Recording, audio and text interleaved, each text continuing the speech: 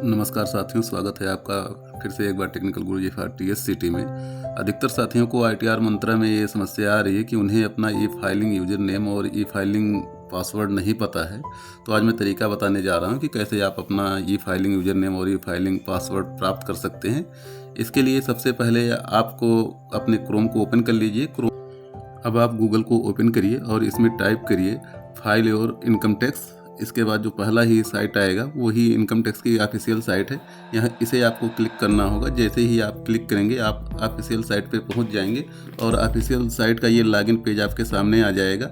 मैं इसे बताना चाहूँगा कि अधिकतर साथियों का जो आईडी होता है वो उनका पैन कार्ड ही होता है। अगर पैन कार्ड भी आपका एक्सेप्ट नहीं कर रहा है तो हो सकता है आपका आईडी आपका आधार कार्ड नंबर हो। अगर आधार कार्ड नंबर भी नहीं है तो आपका आईडी जो होगा वो आपका ईमेल आईडी होगा। इन्हीं तीनों में से अधिकतर साथियों की आईडी होती है। या तो आपका पैन कार्ड नंबर होगा, या तो आधार नंबर होगा, या तो आपका ईमेल आईडी होगा।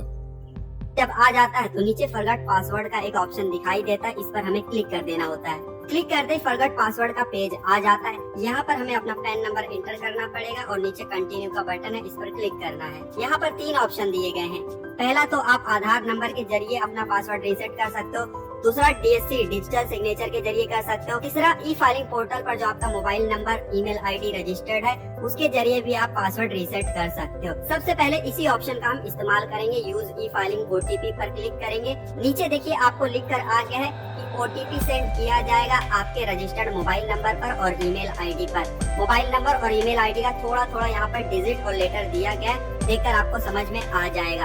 आपके पास ये मोबाइल नंबर और ईमेल आईडी होना चाहिए। अब नीचे कंटिन्यू का बटन है, इस पर आपको क्लिक कर देना है। कंटिन्यू पर क्लिक करते इस तरीके से पेज आ जाता है। यहाँ पर हमें अपना डेट ऑफ बर्थ इंटर करना है। कौन सा डेट ऑफ बर्थ? जो पैन कार्ड के ऊपर होगा वही same to same. Date of birth enter करने के बाद फिर से हम कंटिन्यू पर क्लिक करेंगे और अब देखिए ओटीपी इंटर करने का पेज आ गया है। रजिस्टर्ड मोबाइल नंबर पर ओटीपी गया है, रजिस्टर्ड ईमेल आईडी पर ओटीपी गया है। हमारे केस में आ भी गया है, हम जल्दी से यहाँ पर इंटर कर देंगे। इन केस अगर ओटीपी आपको नहीं आता तो नीचे रिसेंट ओटीपी का बटन है, इस पर आप क्लिक कर सकते हो कुछ मिनट के बाद। ठीक है, हमारे केस में हमने ओटीपी इंटर कर दिया हुआ है। नीचे वेरीफाई का बटन है, इस पर हम क्लिक कर देंगे और इस तरीके से रीसेट पासवर्ड का पेज आ जाता है। यहाँ पर पासवर्ड हमें सेट करना है। पासवर्ड जब भी आप इंटर करने जाओगे आपको कुछ यहाँ पर इंस्ट्रक्शन दिए गए होते हैं, वो आपको फॉलो कर लेना है। ठीक है, आप पढ़ सकते हो इन सब चीजों को।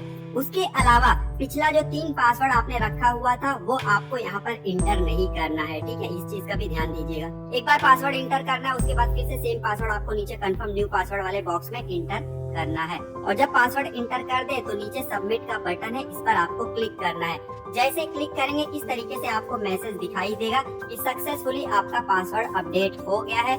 यहाँ नीचे ट्रांजैक्शन आईडी दिया गया है। ठीक है, और आपको ईमेल और मैसेज भी आ जाता है मोबाइल नंबर पर। हो गया।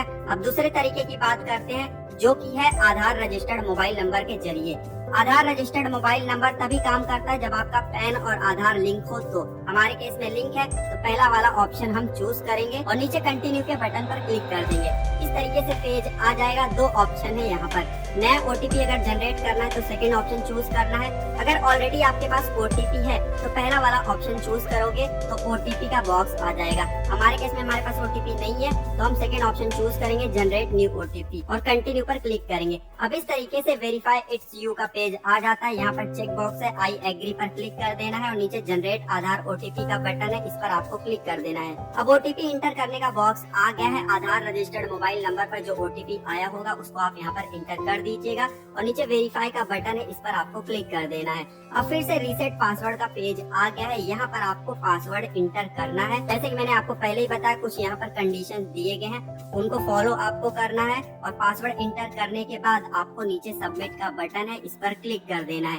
सबमिट के बटन पर क्लिक करते आपको इस तरीके से पेज आ जाएगा कि सक्सेसफुली अपडेट हो गया है आपका पासवर्ड। नीचे ट्रांजैक्शन आईडी दिया गया है। ठीक है, अब जब आपका पासवर्ड रीसेट हो जाए तो आप लॉगिन भी कर सकते हो। नीचे प्रोसीड टू लॉगिन का बटन है, इस पर क्लिक करोगे तो लॉगिन का पेज आ जाता है। यहाँ पर आपको अपना पैन नंबर इंटर करना है या तो आधार नंबर और कंटिन्यू पर क्लिक करना है। इस पेज पर आपको ऊपर चेक बॉक्स पर क्लिक करना है और नीचे पासवर्ड इंटर करना है और फिर कंटिन्यू पर क्लिक करना है। और आप देख सकते हो आपने लॉगिन सक्सेसफुली कर लिया हुआ है, ठीक है, नए पासवर्ड के साथ में। अब जानते हैं कि इंटरनेट बैंकिंग के जरिए हम कैसे लॉगिन कर सकते हैं और पासवर्ड चेंज कर सकते हैं। जब भी आप लॉगिन के पेज पर जाते हो आपको नीचे एक ऑप्शन दिखाई देता है कि other ways to access your account. नीचे नेट बैंकिंग का ऑप्शन दिया गया है, इस पर आपको क्लिक करना होता है। जब क्लिक करोगे तो इस तरीके से आपको पेज आ जाएगा। यहाँ पर बहुत सारे बैंक के ऑप्शन दिए गए हैं, ठीक है, कुछ तो बाहर ही दिए गए हैं, कुछ ड्रॉप डाउन में दिए गए हैं। तो जो भी बैंक आपके लिए एप्लीकेबल है वो आप सिलेक्ट कर लीजिए और फिर कंटिन्यू पर क्लिक करिए। हमारे केस में हमने SBI सिलेक्ट किया हुआ है क्योंकि हमारा SBI नेट बैंकिंग है, तो इसको सेलेक्ट करके कंटिन्यू पर क्लिक करेंगे।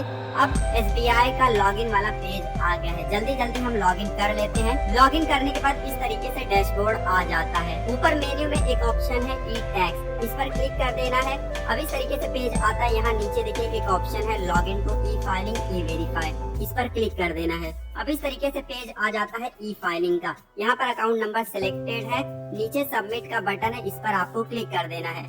सबमिट पर क्लिक करते ही एक OTP आता है हमारे मोबाइल नंबर पर। कौन से मोबाइल नंबर पर? जो कि बैंक के साथ रजिस्टर्ड है, ठीक है। जल्दी से OTP को हम इंटर करेंगे और नीचे कंफर्म का बटन है, इस पर क्लिक कर देंगे।